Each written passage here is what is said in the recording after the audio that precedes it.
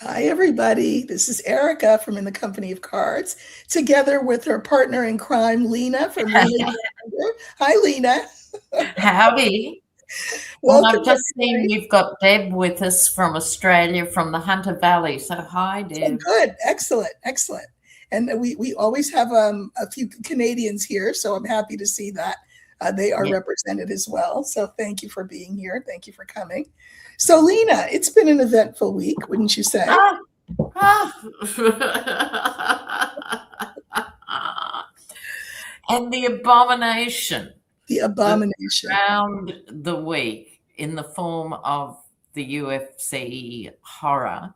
Right. But I also love the irony.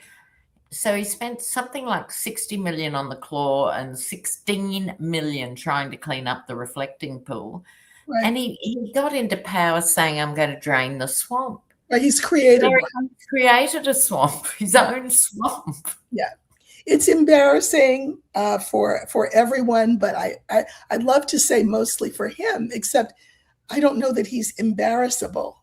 So, No, he isn't. He just is angry. That's right, his default position for every other emotion, right, right. anger, So, and then blaming someone else. right. So now the latest is that he has signed electronically, even though apparently uh, Biden, he wanted to arrest Biden for using the electronic signature, but okay, or Yes. void whatever he signed using the. Mm. But electronically, he has signed the memorandum of what is it, of understanding, which is not a peace treaty. It is No. just, I mean, it's just a memorandum of understanding, and to end the war. He really wanted the war ended. In this birthday time, between his birthday and the 4th of July. He has apparently said he's going to send Vance to sign it because he says, if it works out and things go well, I'll take credit. And if it all falls apart, I can blame him because his name will be on there. So, ha ha ha ha ha, typical, Yeah, hilarious. funny, not funny. Uh, And as I understand it too, at best, it's an agreement to make an agreement the agreement to down make the an track. It is a non-thing. It's not binding, no. And prominent in this thing is what it's missing. There is no capitulation or adjustment or shift or change in Iran and the nuclear question. No. Originally the reason we went there was to liberate them. Okay, well, yeah, okay. And then the second reason that we went there was because they shouldn't have a nuke. Well, apparently that's got nothing to do with, that's not in there. It's Yeah, not. it's not even on the table. No, it's not. It's not. So, you know, he's a charlatan at every turn. This is no exception. It is humiliating. It is embarrassing. I hear he is persona non grata at the G7. I didn't hear the answer to this. I heard that he asked Macron if Macron had seen the match, and I hope Macron said, "What match? What match? He probably did, I would suggest. Qu'est-ce que c'est que ça?" Isn't it beautiful to think about? Exactly. And he came in an hour late for the G7. And I don't know if you heard this. They'd already had started the meeting Right. because no one knew where he was, and he was probably just lost on his Yeah, way very from the good. gents. Who knows what actually happened. Anyway, he came in and said, well, I'm the boss Yeah, I to heard that. the G7. Right. Well, I mean, it just And makes they you. just laughed, You remember how he elbowed the guy from Montenegro out of the way? He just. Remember that? So the thing is that I can't even say that the rest of the world is just rolling their eyes and saying to themselves, "Okay, how much time? What do we have? 2 years left, 2.5 years left. How much more do we have?" That's not it. Because here's the thing: I know what the world is thinking, because I am a diviner. They're thinking, if America did it once, they can do it again. Exactly. And then that's been Canada's position. Most of the spokesmen and spokespeople for Canada have said that this is the problem. That's the He's been problem. elected twice, and there might be someone good and solid and nice in between, but there's no guarantee it's not going to happen again. No. Well, and that's why a lot of things need to change. Maybe one of them is this every 4 years thing. Maybe we need it every 6 years. I don't know. Maybe we need to give more credit or credence to more than two parties. I mean, we do have other parties, but they never stand a chance. It's always the Democrats and the Republicans. Maybe it's what we've talked about before. It'll be a four-way split where you'll have, the progressives and then the regular Dems and then whatever the Republicans turn into. I don't know, but he is just a mess. Well, he's a mess. I don't know if you heard about this. So the guy that he wanted to have replace Tulsi Gabbard, so that's the DNI. Mark Wayne Mullen? Mark Wayne, is it Mark Wayne? Is that him, or is he? No. Yeah, no, you're right. Oh, no, Pulley or something. Yeah, Pulte. Bill Pulte.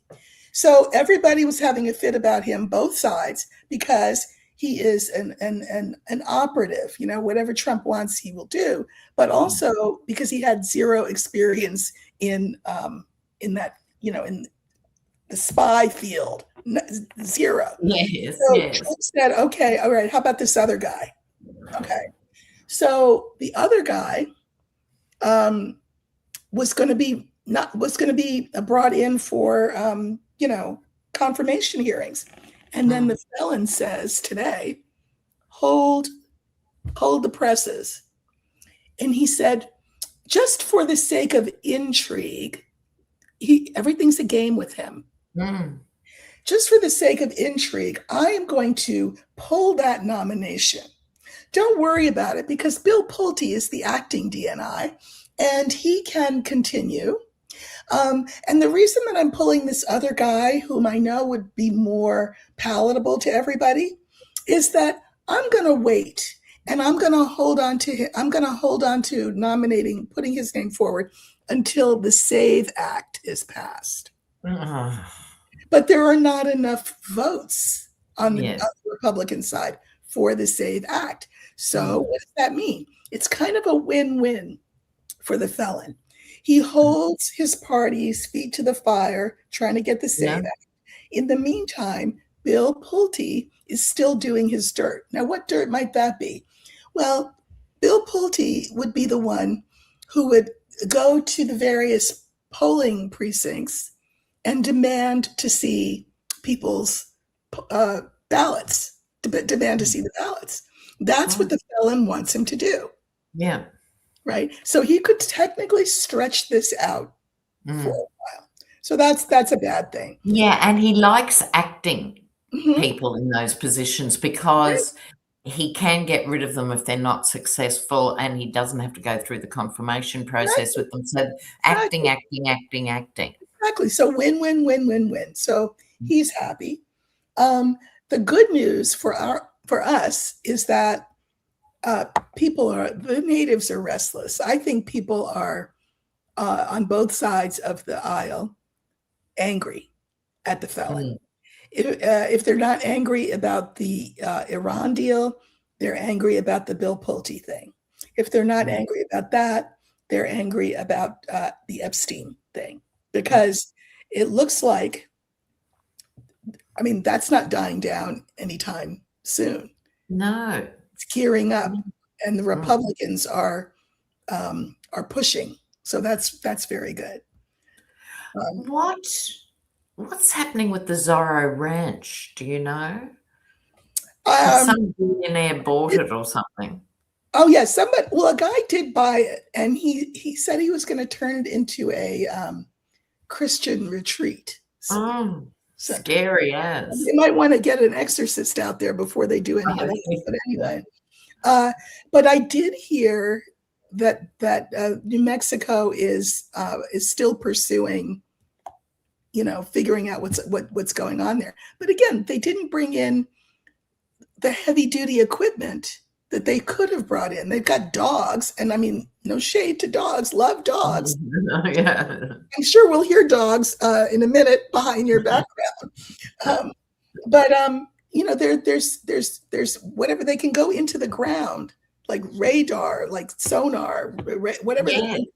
they can search, but they don't have the money to do that. And even though we have, I don't know, Elon, the trillionaire, he could fund it, but why would he? Yeah. What is going to happen with him? But I saw this morning an ex-GOP speechwriter. This guy has written for 3 Republican presidents, so he's diehard in the heartland conservative, right?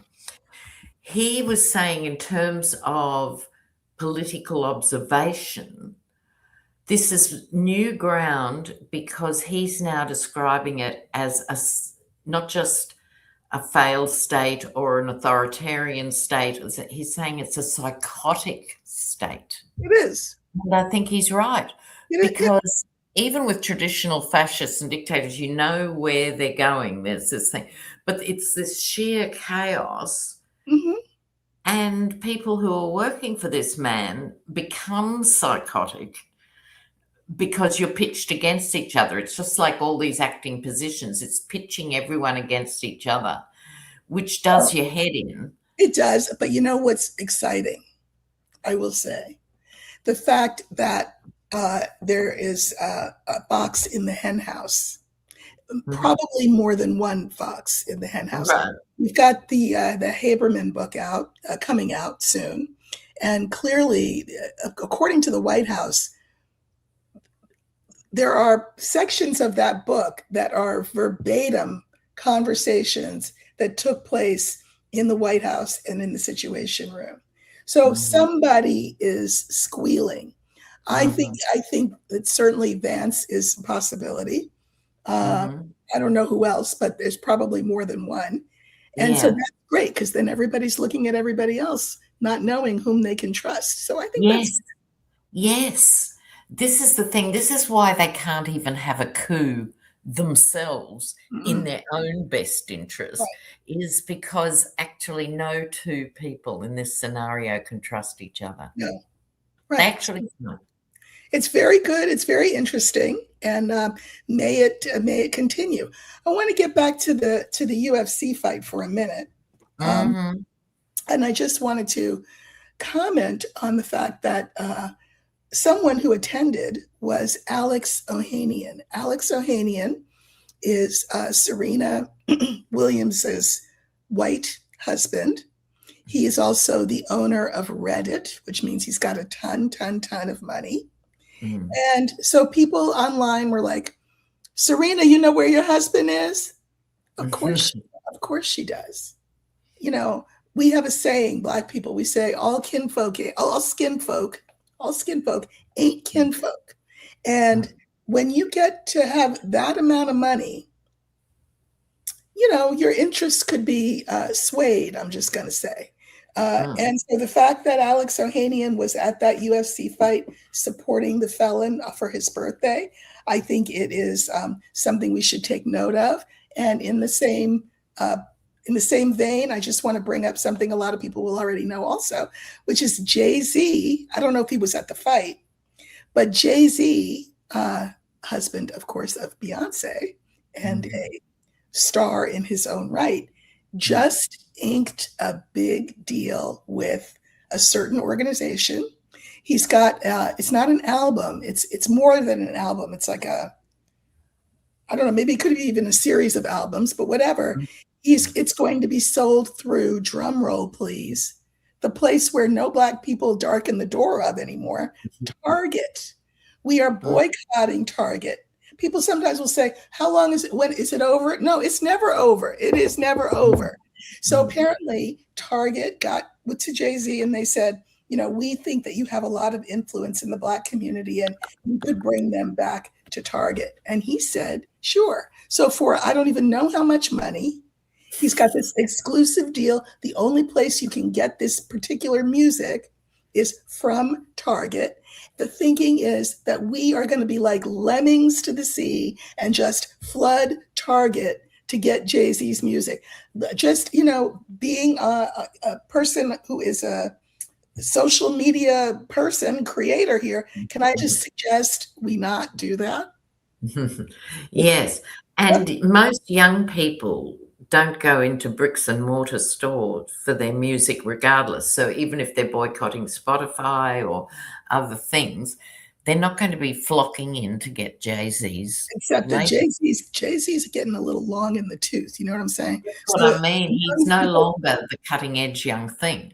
No, but that's moment. The problem is young people may not be the target audience for who they want to go into target. It's the hip hop generation that is, getting up there a little bit in age. Yeah. Well, I'm saying everybody sit down. We do not need to darken Target store.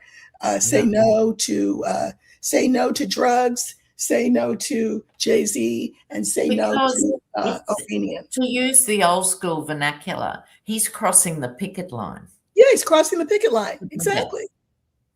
And but there are some people who don't think past their noses. So they're saying things like, well, he's just trying to get his coin.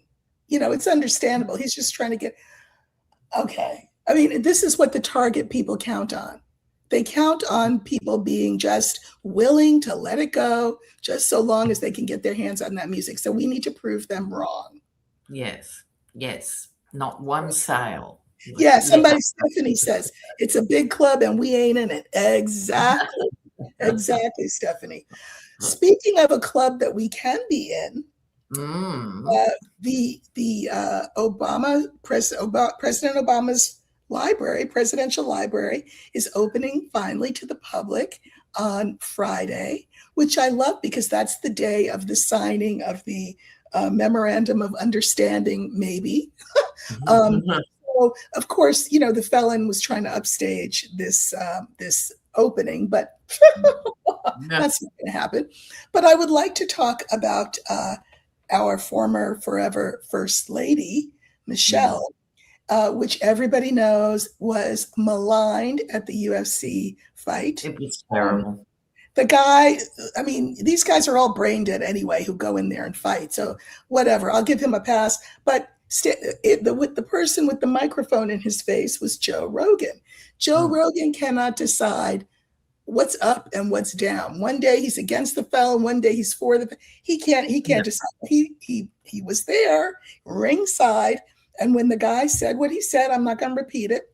When he said what he said, I'm watching the whole thing. I'm watching Rogan's face, and I'm also watching his body language. He's squeezing. And I didn't see any tension in his arm trying to snatch the microphone back from the guy, nor when the guy said what he said, did he say, well, he's speaking for himself and he's, punch drunk. He didn't say that. He didn't say, excuse us, ladies and gentlemen, that was disrespectful to the former friend. He didn't say anything like that. No, nothing. And the crowd itself was a third. A third were like, yeah. Another third thought it was funny, and the final third was silent because they were shocked. But nobody said, "Excuse me, wait, what?" Yeah, so no one spoke up. There's a very good article by someone. I'm right on Substack and follow a lot of very good writers there. And there's a very good writer named Dr. Stacy Patton. So I'm going to give her a little shout out. Patton, and she wrote an article, and it said the article is titled "White Men Call Michelle Obama a Man Because They Miss Mammy." And I urge you some of you may very well know exactly what that means. Some of you may not. I urge you to go to Substack and read the article because it really, here we are on the cusp of the 250th anniversary.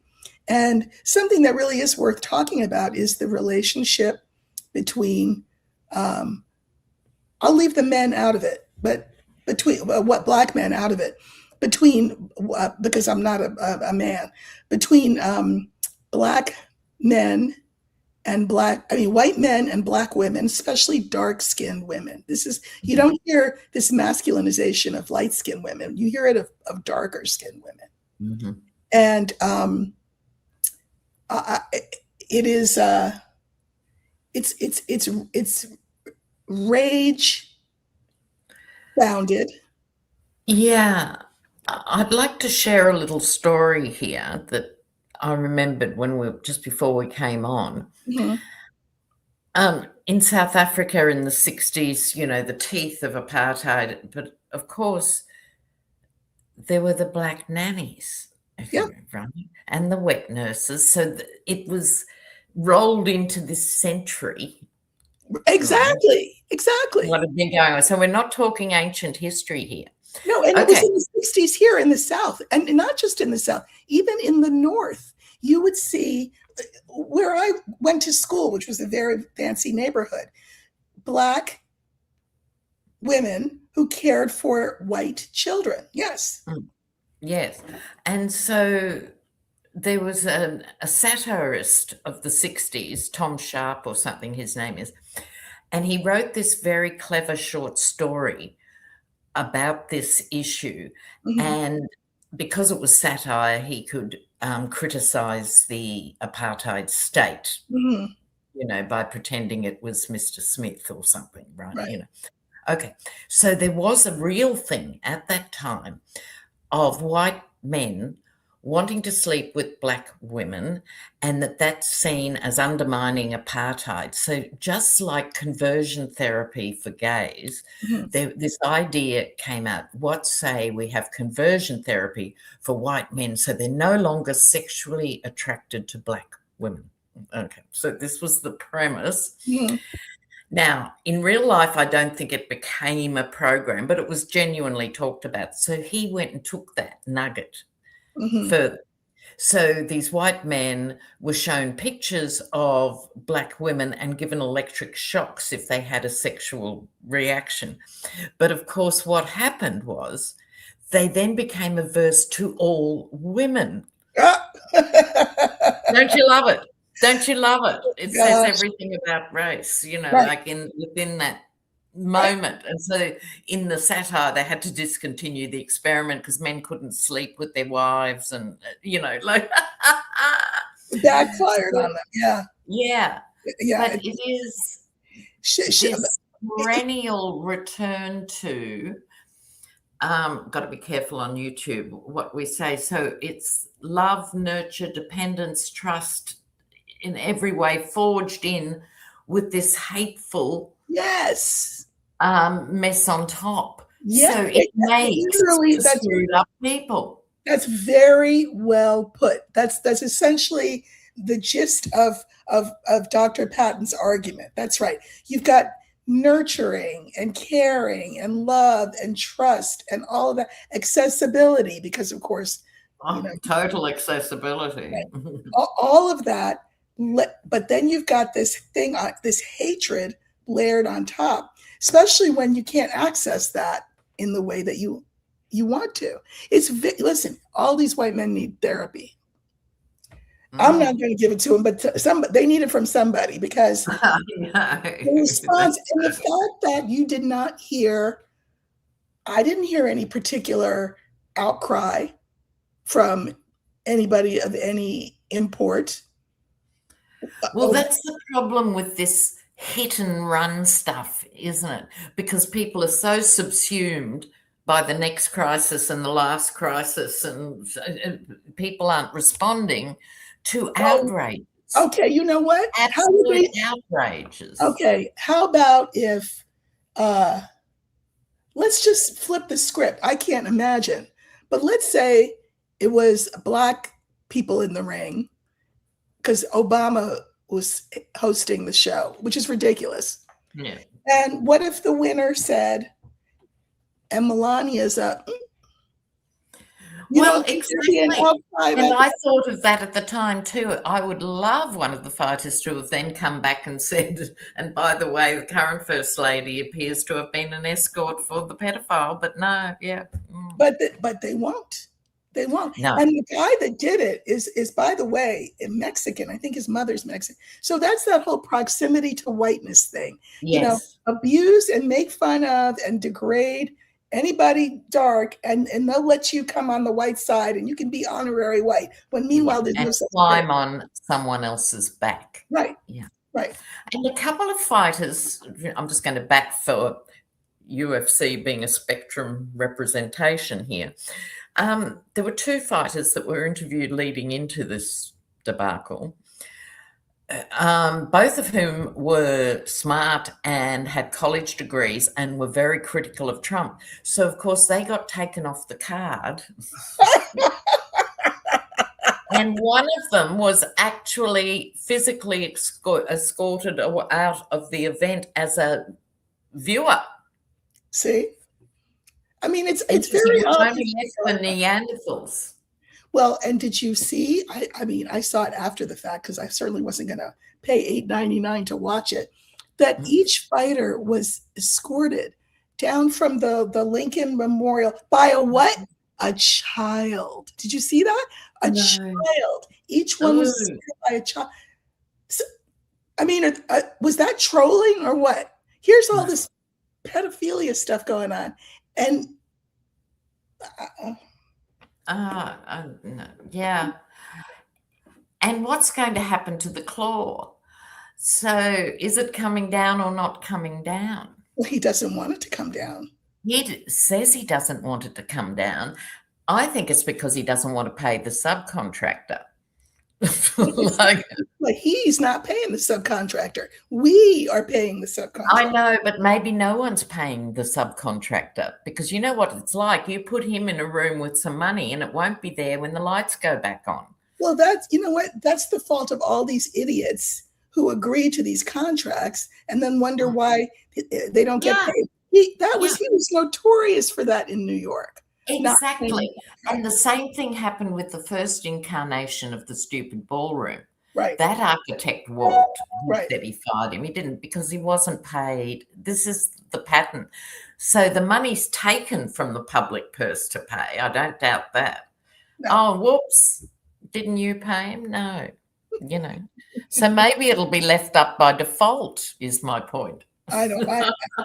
Well, yeah, but then we've got the pilots saying that they were blinded. Shocking, absolutely shocking and high risk. But also, I mean, the Schadenfreude, I'm really kind of hoping for a big storm that smashes it down and leaves it in a rusting heap on the front lawn. Yeah, without other people being hurt, unless, yes. You know, it's diabolical.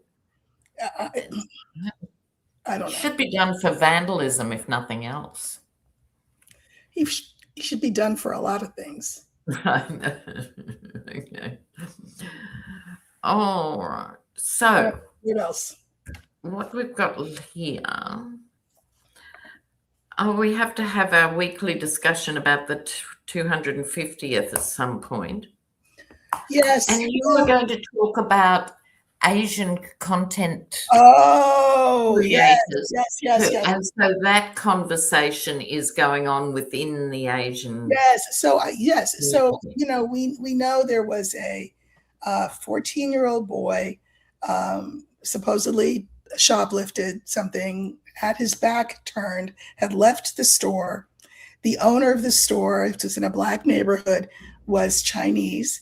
And he shot the boy and killed him, shot him in the back, and was acquitted of murder. So, as you can imagine, you know, this it's awful.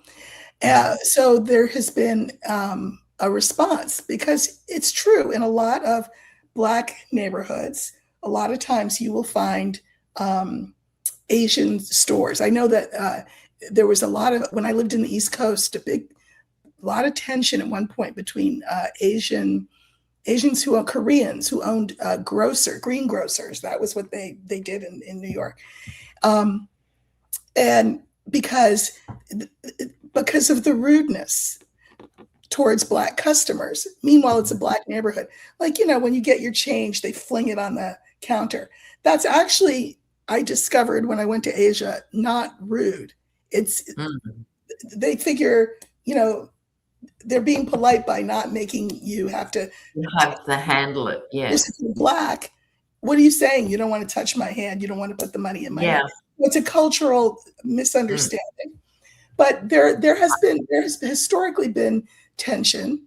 There was a time when there was a lot of solidarity between Blacks and Asians, and Blacks and Hispanics, and Blacks and Jews. But the powers that be, seeing that, have done everything they can to thrust a wedge. So let's just stick with the Asians.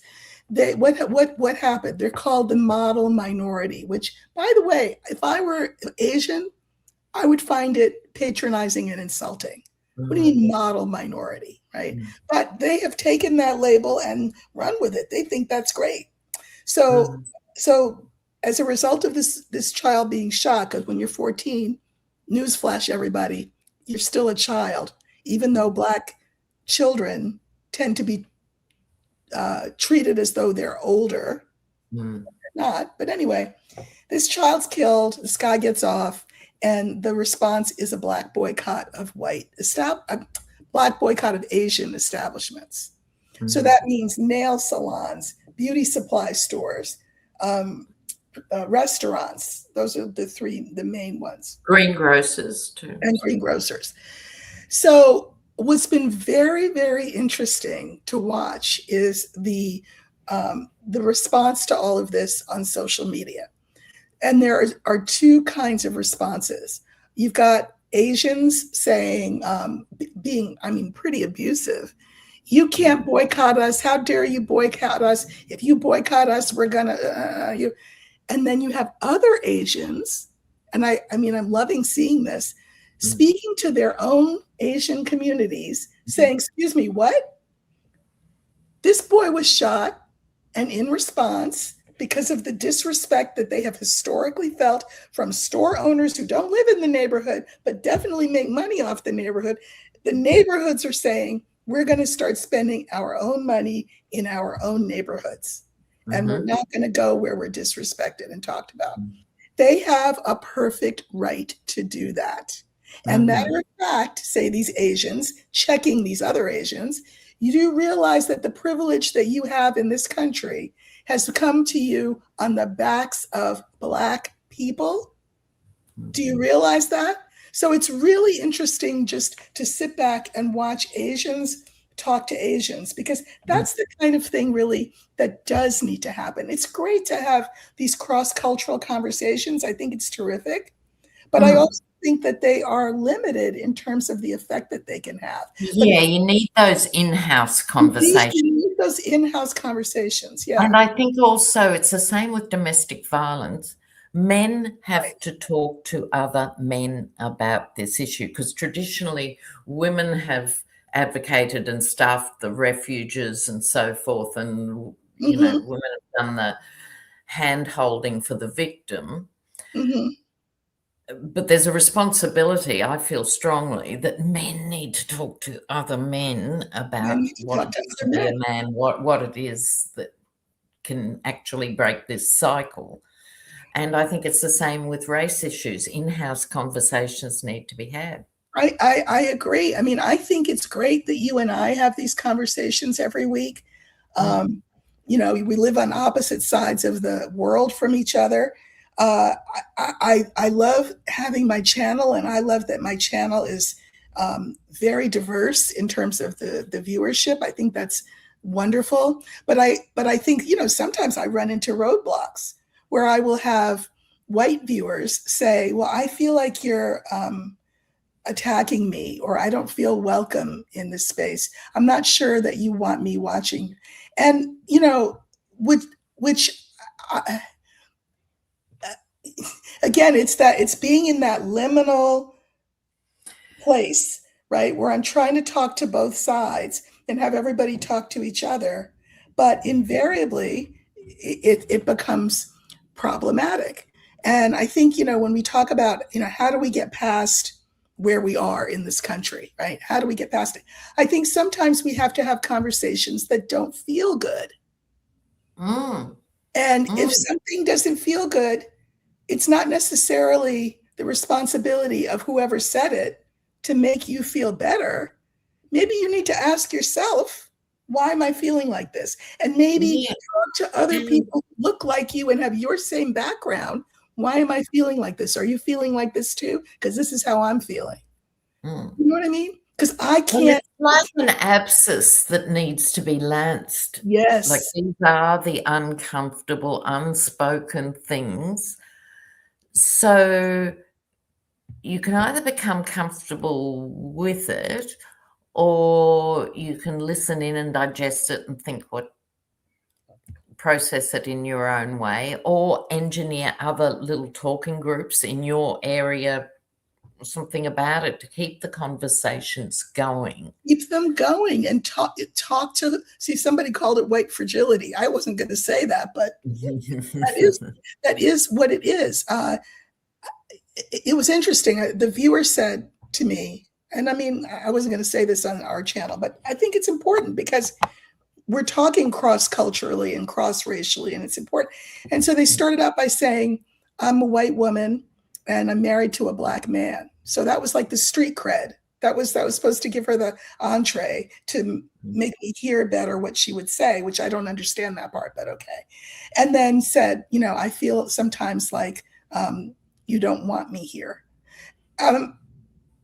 What does that look like in this space here, for example, and the kind of things that we talk about? What does it look like when you and I, or just me on my channel, make you feel like I don't want you there? Like, what does that look like? What does that feel like? Those are the kinds of things when you say, a boil has got to be lanced, that you have to prod and poke and not expect a Band-Aid and a ice pop. Because, Absolutely. And everyone is time poor to some extent, and it's tremendously attractive. And I even recommend to people that you watch things that are wholesome and fulfilling for half an hour or an hour before you go to bed. I'm all for that stuff. However, in the rest of your waking sentient life, the great wrongs of America and the great wrongs of the world cannot be put right without difficult conversations at best. Yes. That's just the beginning of resisting. That's it. That's exactly just the first step. Yes. And if you can't do that, well then, I don't know, go watch a Lassie rerun. I mean, I was talking to Lena before we went on about the controversy with the actor David Oyelowo, who was a Nigerian British actor, very good actor. He's the one who played Martin Luther King. Yeah, he's just amazing. But he said Southern Black speech is just a Nigerian accent damaged by slavery. Excuse me, what? What? It's how disrespectful, how colonialist of you with your fancy accent. When you stop, I mean, I taught English for 30 years. And I also taught a lot of Black kids and grew up Black, of course, and had a mother who was her speech was very rich in Black English, Black vernacular. And I learned about things like the brilliance of sentence construction and of tense construction. It is very sophisticated, and it does come from Africa. What genius it takes to bring the rhythm and the sensibility of your African language that you were forced to forget, and then layer it onto the language of your oppressor. What genius does that take? What crazy. Absolutely. And to remain distinct under pressure. Yeah. To conform to the vanilla model. Right. Because to hear this actor talk, like if he's interviewed, he sounds like he could be the Black stepson of the Queen. Yes, right.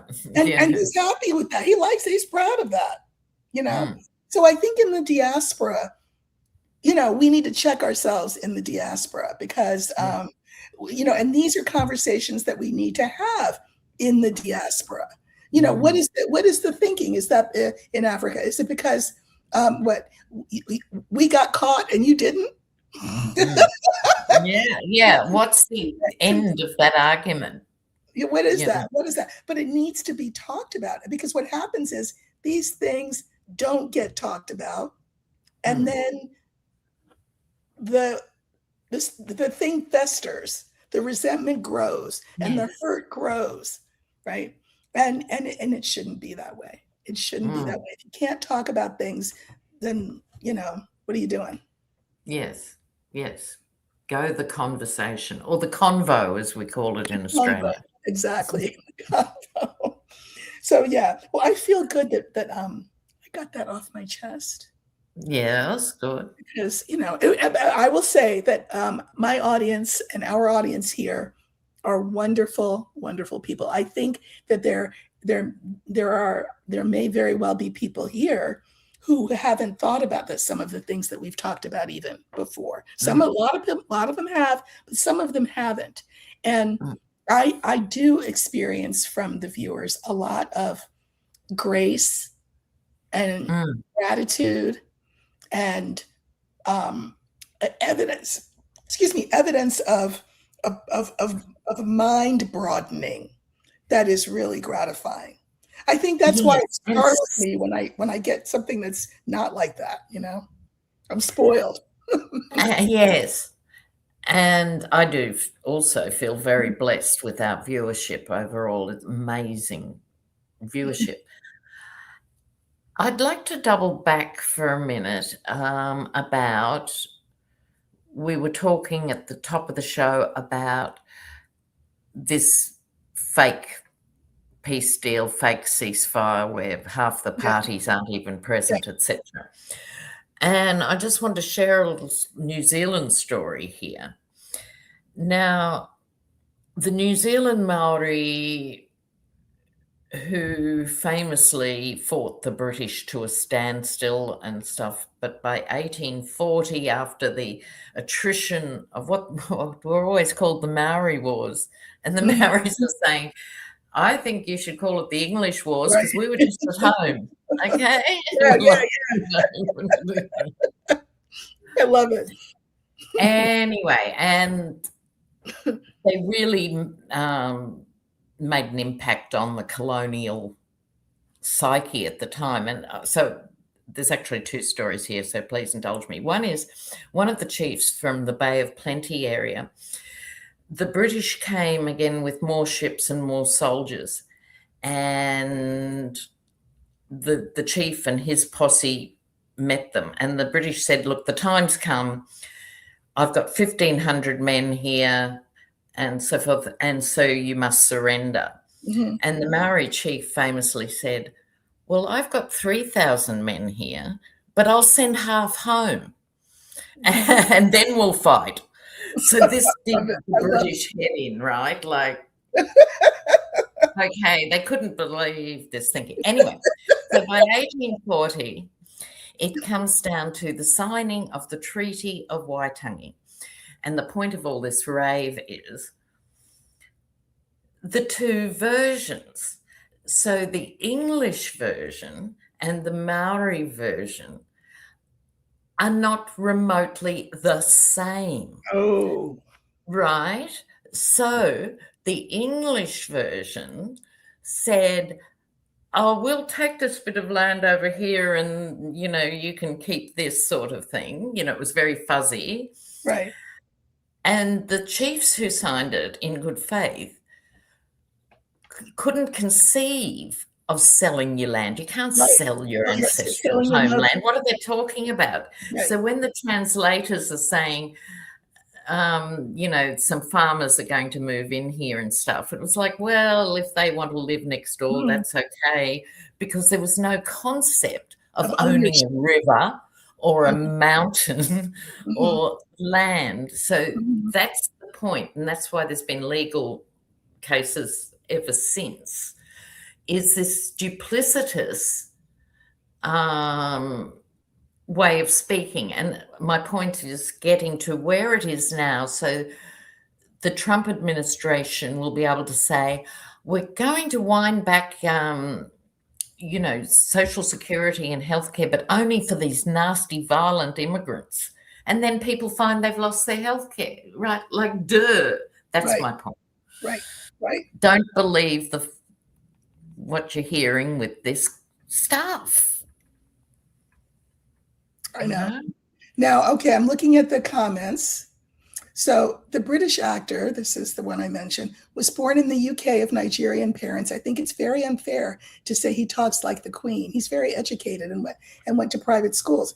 Right, exactly. And so therefore, he has the proper British accent that one should have coming out of such an education. And he's very proud of it, and good for him. I'm not saying he shouldn't talk the way he talks. All I'm saying is to say that Black speech is Nigerian accent damaged by slavery is unfair. That's what I'm saying. Yeah, it's belittling. It's belittling. It's meant to what you're saying. The thing with African Americans is the gift for being wordsmiths is one of the trademarks of the culture, that extraordinary tradition of words and the use of words and the reinvention of words and reclamation of other words. And it's a living dynamic. And it's quite startling for someone who has played Black American roles to hear him or Cynthia Erivo, who talked about, ghetto American accent. They had to study how to talk in these accents, and what their takeaway is that. I mean, I don't think that's fair or respectful. So just saying. Here's another comment. Today is my birthday. This is Patricia Sturgis. I'm so depressed. I'm sorry that you're depressed, but I wish you a happy birthday. My kids are estranged from me. I hate my life. Lena, you give me hope.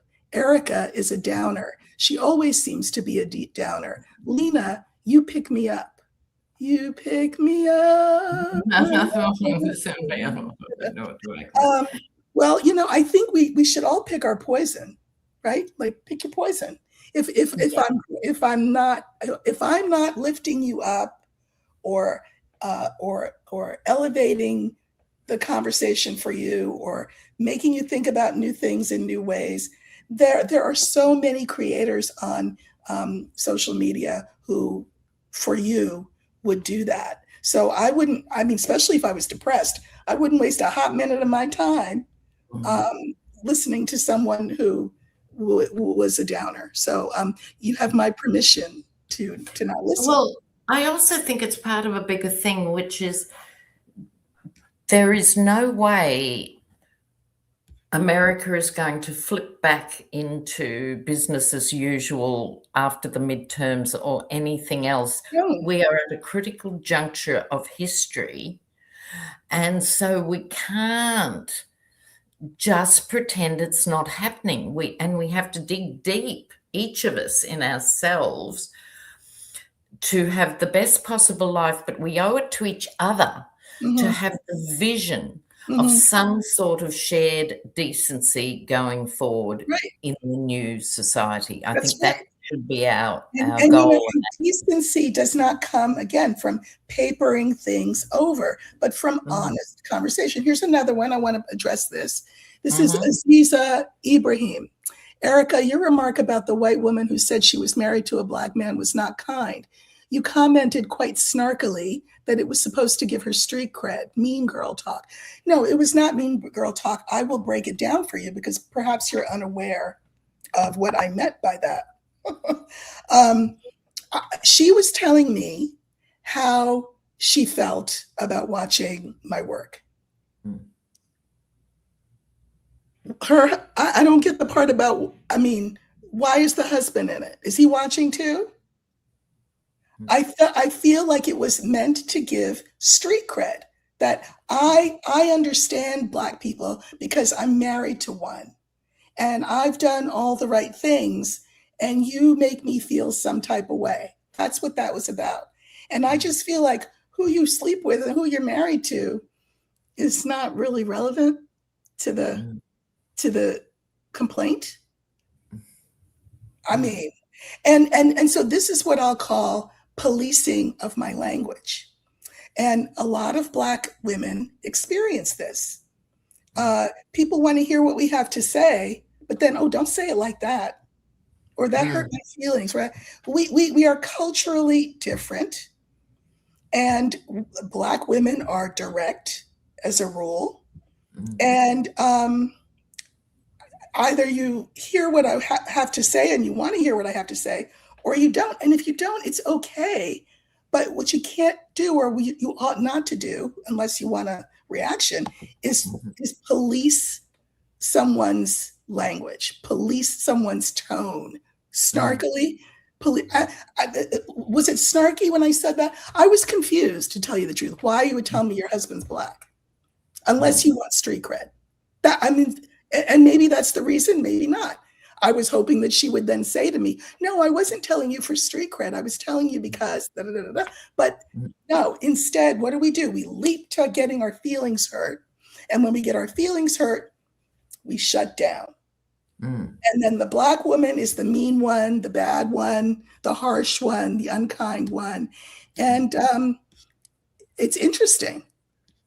It's interesting. Yes. I wish you a good birthday, and I hope I haven't made it worse. And we are all each responsible for our feelings, right? We're each responsible for our own feelings. Somebody says here, white fragility on display in the comments. See, I have a very mixed audience. And so half of them will get it. The other half will be like, wait, what? And that's okay. I mean, isn't that great? That I'm not talking into a silo. Just to an empty echo chamber. Yeah. Right. I love that's it. right. Yeah. That's right. And I think communities, like we were saying earlier, need to talk within their communities. But I think you, me, we have a role within the alternative, almost woo-woo world of talking about hardcore politics and day-to-day realities. There's a million tarot readers out there if you just want tarot. People just read tarot. Yeah, we do. People just read tarot with that, the politics and stuff. So I see this as an in-house conversation within other in-house conversations. That is a really good thing to say, what you just said, because I have had people say, this was early in my channel's career. It was really funny. Somebody said, you need to warn people that this was a Black channel. I thought this was a tarot channel. Well, first of all, it wasn't a tarot. I mean, I read Lenormand, but anyway, and I'm Black. So is it a Black channel? I guess because I'm Black, it's a Black channel. I don't know. but yes, Lena makes a very good point. If you are here, it's because you're interested, yes, in divination, but also it should be because you're interested in politics and culture. And from a world perspective, if you're watching Lena and me together, right? So it's like a Venn diagram. A Venn diagram. Yes. Right. Did you see or hear in the network, Johnny from Tarot's Apprentice? Yes. Yes, right.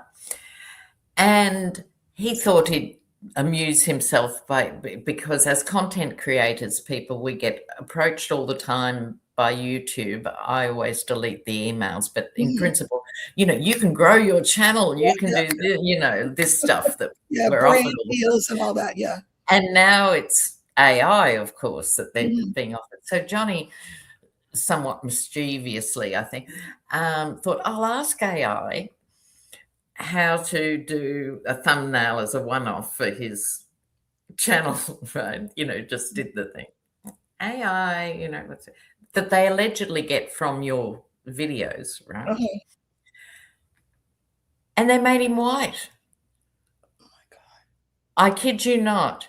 And I'm not talking a bit fairer or anything. A totally different person. Looks like a Colgate dental ad or something like this. Totally different white man. With his T-shirt on, Johnny's T-shirt on, saying, I deserve more credit for what I don't say, which I think is a really good T-shirt. And they'd wonder about, and he was saying, you wonder why black people are suspicious about AI. AI, yeah, absolutely. Yeah. Oh, wow. Look, how shocking is that in the modern world? I know. And like I said, not just a little White.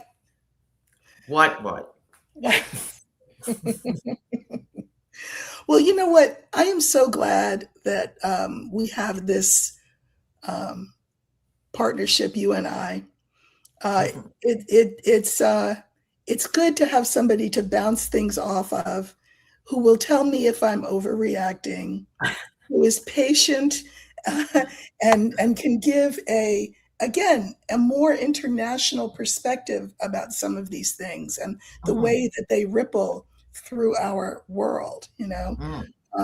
So it's good. It helps us all not live in the little guppy pond that we find ourselves in. Yes, we don't want to be in our own reflecting pools with the algae, do we really?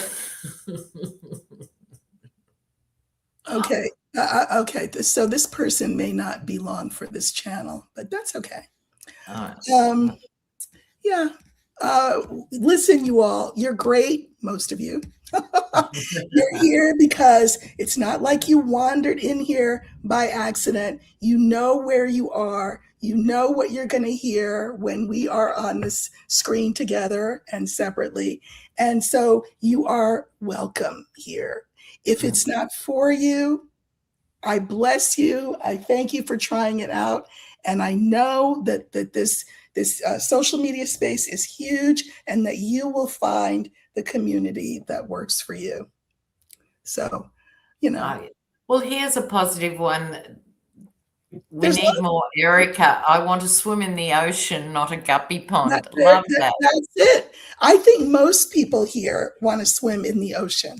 And even though a lot of us, you know, we've got the flippers and we've got a life thing on and we've got our mask, the snorkel, all of it. And it's not always easy, but it's so worth it. If we want to move from where we are to where we need to be, this is the work that needs to be done. Absolutely. And we can't just palm it off on the nebulous they, like politicians. Right. We have to push for the policies we want to see, you know. Right. So thank you, everybody, for coming.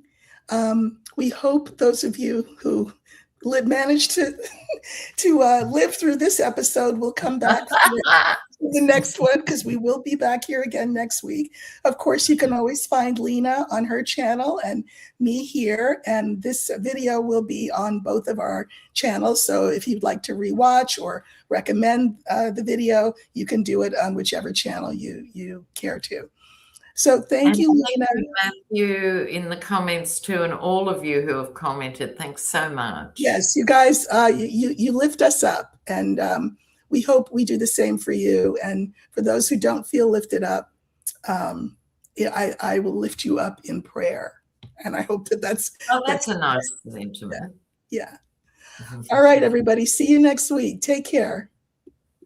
Ciao.